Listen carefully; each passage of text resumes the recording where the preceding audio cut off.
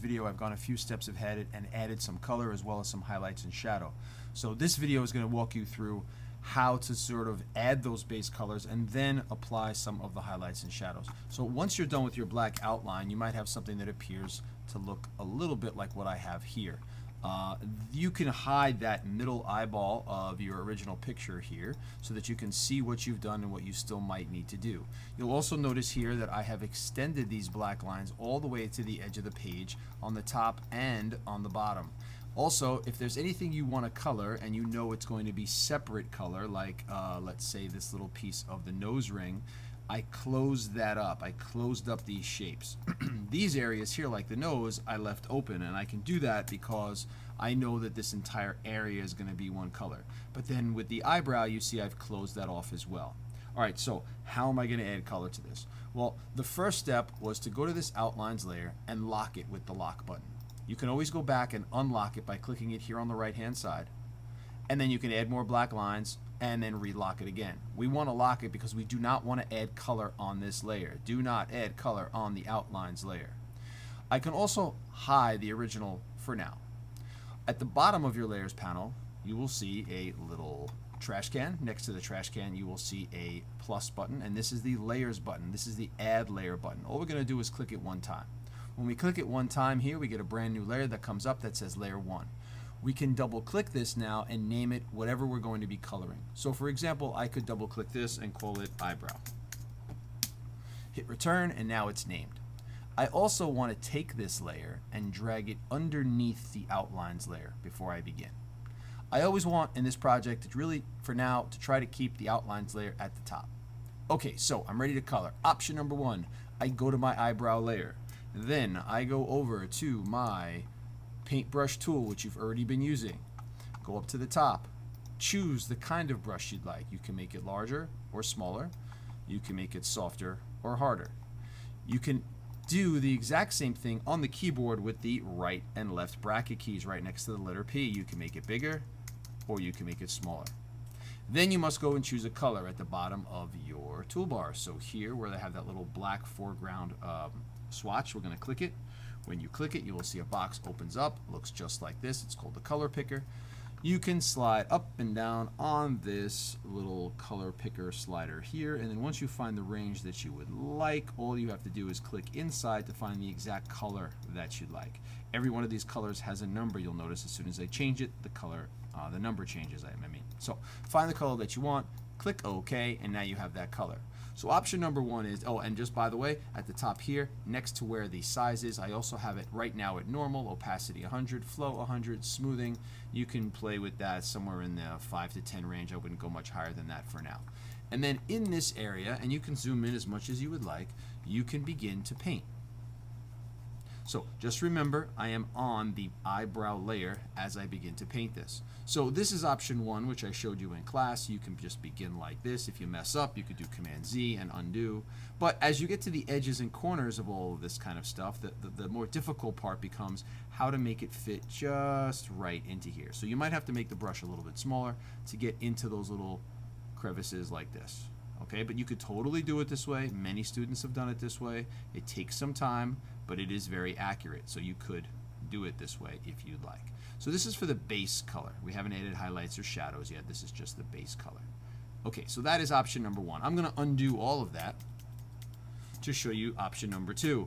Option number 2 is, I think, a faster way once you learn the steps. So what do you have to do? Starts off the same way. Make sure your outlines layer is locked. Make sure you make a new layer for whatever you're painting at the time. So you should have new layers for the eyebrow, the face, the lips, the hair. Everything should be on a separate layer. It's going to make it easier later, and you will see why. Then, to do this step, you must click on the outlines layer first. On the outlines layer, because that's where the actual black lines are, you are going to go over to your toolbar, and you're going to select the 4th tool down from the very top here, and hold and click on it, and you'll see these 3 tools. You want the Magic Wand tool.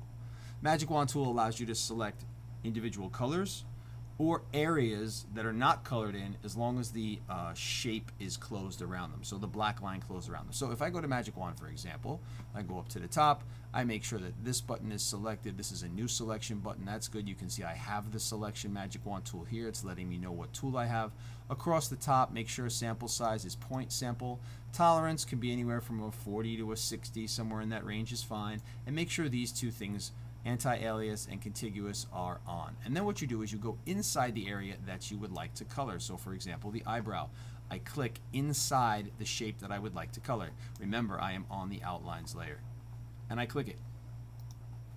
And you'll see these little selections come up. We call these marching ants, or a selection, and it's selected the inside of the shape. It's done it pretty well. And it's got pretty close to all of the edges inside the shape, all of the parts of the form of the shape. Okay, it got it all. So what do I want to do now? Once I've selected it, all I have to do now is go to the eyebrow layer, because that's actually where I want to put the color. So I click over here on my eyebrow layer now, and then I can go back to that brush and I can start to paint. Now here's what happens when I start to paint. I'm going to click and hold, and if I try to paint outside of the eyebrow, it won't let me. But if I go across the eyebrow, you can see it will let me. It only lets you color inside the selected area. Now if I made the brush much larger, I could do this very quickly and just fill it in. To get these dots to go away, you'll notice that on your screen you have a little deselect button here. You can also do Command D on the keyboard, or you can go to Select and Deselect at the top. Once you've done that, those dots go away and you see that you've pretty well filled in that area. Now, it may not be perfect like what you see here, so what you will have to do is go in with a little brush and just fix the spots that need fixing, just like this. Also, if you want to get a little closer to the edge, you can just kind of brush along the edge. Okay? I'll show you some tricks at the end of this project to help fill in some of these gaps, because you will see a little kind of halo of white around the edge when you select the shapes like this, okay? But that's a very quick way to fill things in. So I'm going to go over that step one more time with something else. So I'll use the face as an example. So I go to the outlines layer. I click on the outlines layer. I go over to the Magic Wand tool. Click the Magic Wand tool. I'm going to select the face itself, this area of the face. So I click and I grab the face, and you see a big selection of things happening inside this area. Now, before I start to paint though, I need a new layer.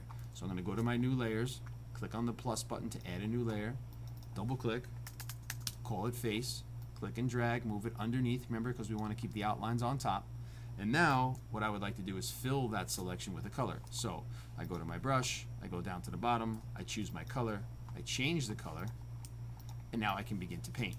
If I make the brush much bigger, I can do this very quickly, like that.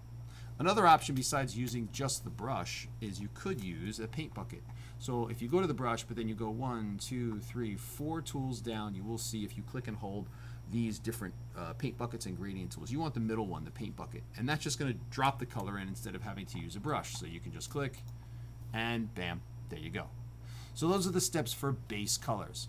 In the next video, we're going to show you how you do highlights and shadows.